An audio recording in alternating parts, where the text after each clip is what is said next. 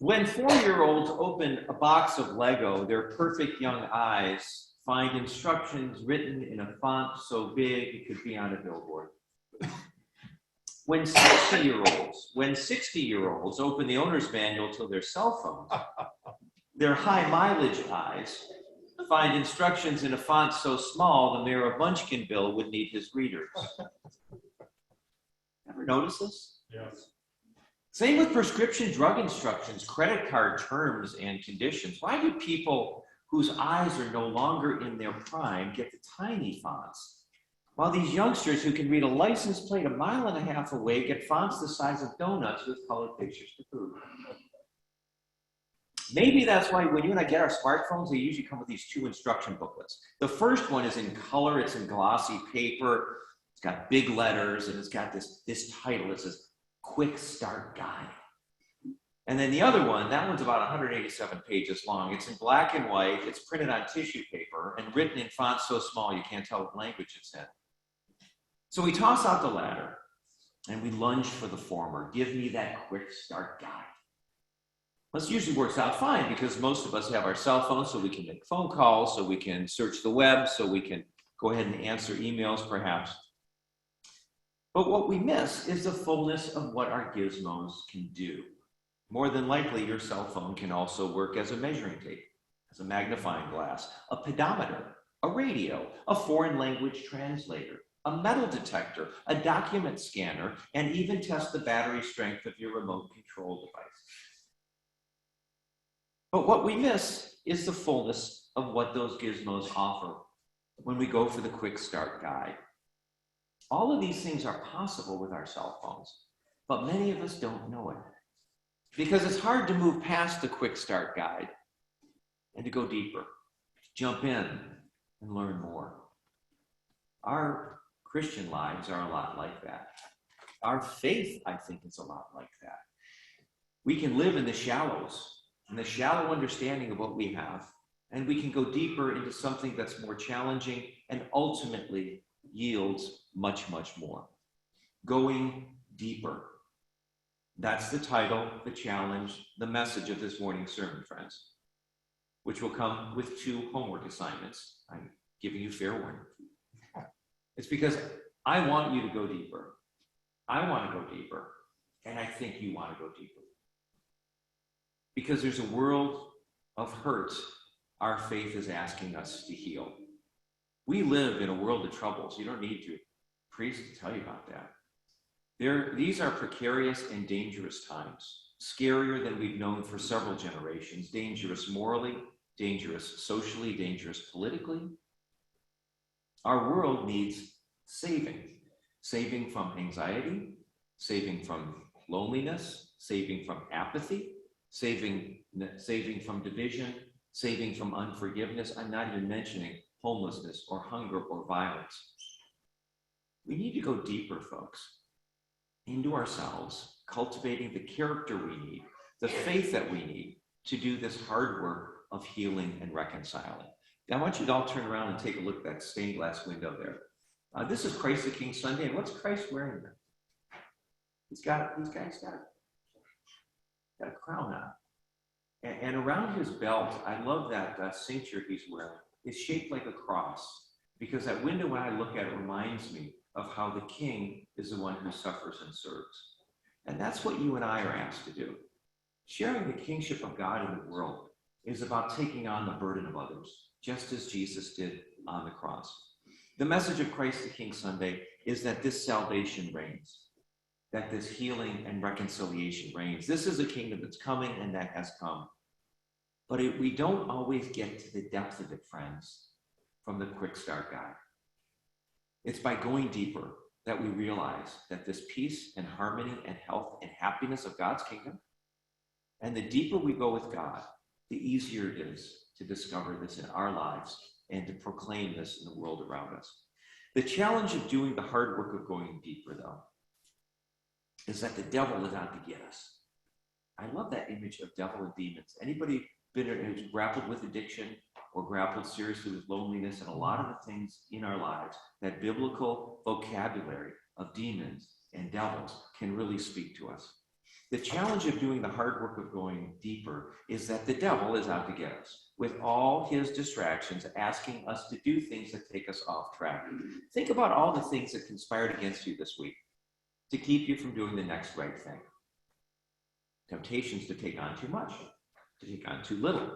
Temptations to go deeper into many other things, our work, our hobbies, our entertainments. Everything but going deeper with God, deeper with the Bible, deeper with prayer, deeper with faith, deeper with loving our neighbor with all of our hearts. There are so many things crying out around us for our attention, friends, and often these things are not about going deeper with God. So that our hard work is figuring this out. What does going deeper look like for you this morning? How is Jesus calling you to go deeper into him? Christ the King Sunday is the church's New Year's Eve, right? Next week we start Advent. And so New Year's Eve is about resolutions. What New Year's Eve resolutions might we make to take us deeper into God? And remember, the church's definition of God is love. And so this is an invitation to go deeper into loving ourselves, loving our neighbors, thinking about those around us. What New Year's resolutions might we make to take us deeper? What do we need to quit? What do we need to take on to get us closer to God and realizing God's vision for the world? Because God's vision for the world is one of health and joy and happiness. And I tell you, as a Christian, I've been thinking about this a lot lately. What is it that I would want to share with people that's especially good about Christianity? And in our morning class at 9 o'clock, January said, you know what? It's a God has your back. That God is with you. God is beside you as your comforter, as your advocate, as your provider. You know, there's a study done recently I want to tell you about. It asked people to meditate on thankfulness. Now, that's appropriate for us today. We're going into Thanksgiving week. And the participants of this study were asked to take part in a regular daily exercise of meditation based on things that they were thankful for. So these people routinely called to mind the people, the experiences, they called upon the circumstances in their lives, which they were really, really thankful for. I don't know about you, but I like to, at the end of the day, I turn to my wife and say, name 3 things you're thankful for. And they can be very small, they can be very large, but they're often very entertaining. Anyway, they were asked to do the same thing, meditate upon things you're thankful for. So after several weeks of doing this, the participants were asked to go to an office, and they're seated in this office, and in this office is a crowded waiting room, and there's only 1 seat available. And so they go to the office, there's only 1 seat, they take the seat, right? Now, when a woman with her cast on a leg came into the room, looking for a place to sit down, she had crutches.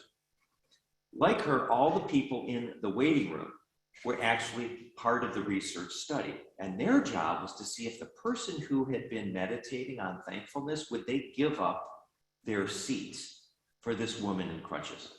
Now, they first did this with the control group, right? Or those who had not been meditating on thankfulness. And they found that 16% of those people got up to offer their chair when the woman with the crutches came in. Well, then they brought in those who'd been routinely counting their blessings, and they were conscious of their own giftedness. And researchers found that they gave up their seat for the woman on the crutches 53% of the time. So more than 3 times more than the control group, all because they were more in touch with their own blessedness. Going deeper with Jesus means engaging in similar practices, counting our blessings that remind us of our giftedness, because the more our minds are on our blessings, folks, the more we can bless others. The more our minds are on our blessedness, the more we can bless others. What does our current prayer or meditation practice look like? In what ways do we routinely remind ourselves of our blessedness? Inherent in the Christian message is this idea of prayer that starts off with praise, that starts off with thankfulness, that starts off with blessedness.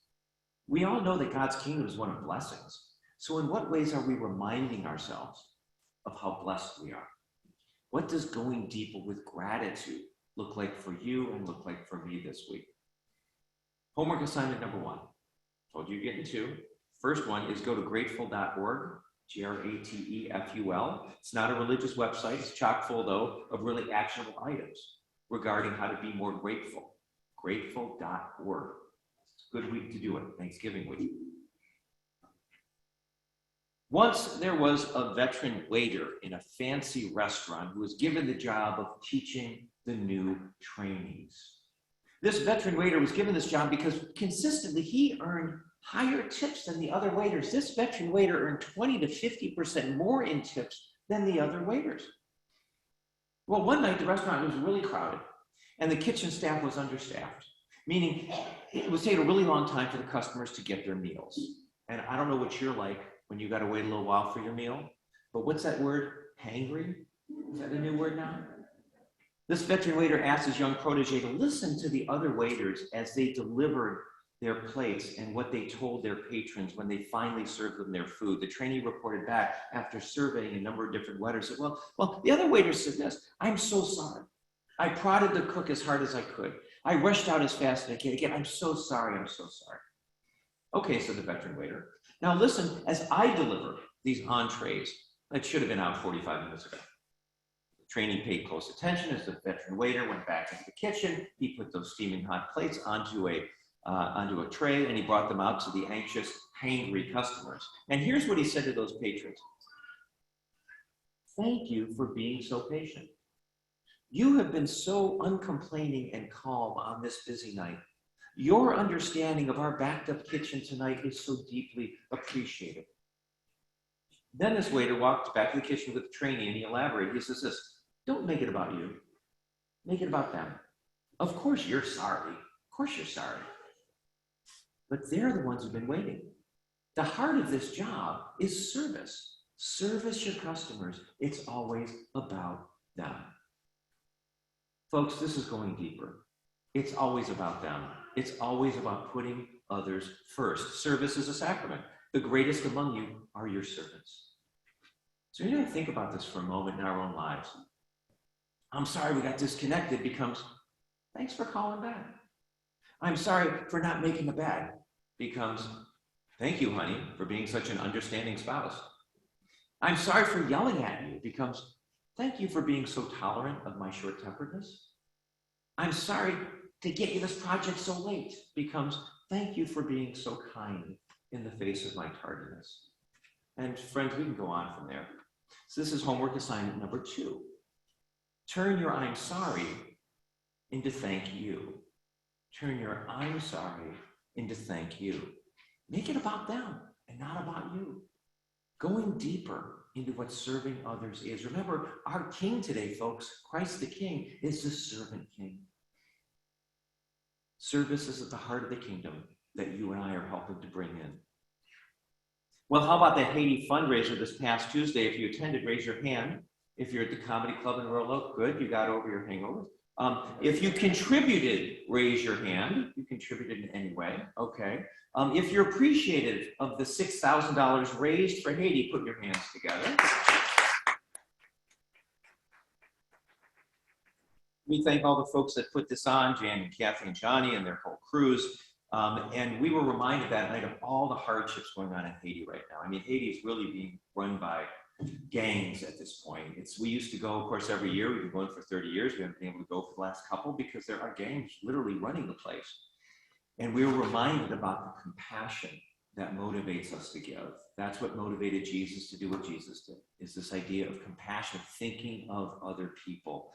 Again, the milk of human kindness flowed so freely on Tuesday. There was such joy and laughter in that comedy club as people tried to outbid one another, seeing how much they could possibly pay for a simple bottle of rum. How many times over they were paying for earrings and wine and artwork to help those less fortunate than themselves. What makes that night so fulfilling is this simple truth, folks, that people feel happier when they're around generous people and doing generous things. People are happy when they're around generous people doing generous things. And that's what's attracted me to you all. I mean, this is such a generous congregation, and you guys do such generous things. And this, to me, is the heart of what is so attractive about this particular congregation. This is a basic operating instruction of our existence. We are hardwired to gain satisfaction from giving. You can find podcasts. I think Brian just did one on how we're evolutionary wired to be kind to one another. People feel happier when they're around generous people doing generous things. But in this fearful world that you and I live in, friends, we are tempted to believe otherwise. I mean, you can quantify the messages you hear. We can't be generous with others. It's me first. It's all about me. I'm going to protect ourselves first. Then maybe I'll help other people. This is why the kingdom of God is called the upside down kingdom. Because Jesus says, when you help others first, when we provide for the other person ahead of ourselves, when we trust that in serving others, I'll be taken care of, that's how the world really works. The therapist once said, there are two roads: the road of faith, which is love, and the road of fear, which is control. Jesus is all about that road of faith, folks. Love, it's based in love and putting other people's first. Going deeper means trusting more. It means cultivating our faith, making God and service to the kingdom bigger priorities, being touched by the compassion Jesus had of seeing the suffering that's going on outside our doors. We can name the areas: gun violence, racial injustice, go on and on. And we're not just here to have a fun social time. We're here to build ourselves in the kind of people who can pick up the garbage other people are throwing down. My daughter said that to me when she was, Dad, you didn't throw that garbage down. I go, yeah. Somebody else is picking up my garbage. I need to pick up theirs. Friends, let us go on from here with a new resolve on this New Year's Eve to go deeper, knowing that it's really worth it to go beyond the big quick start guide. That the more our minds are on our blessings, the more we can bless others. And that we are happier when we're around generous people and doing generous things. May Christ our King call and equip us for the deeper work that God has for you and me to do in the world. And the deeper work we so sincerely yearn to be done. Amen. Amen.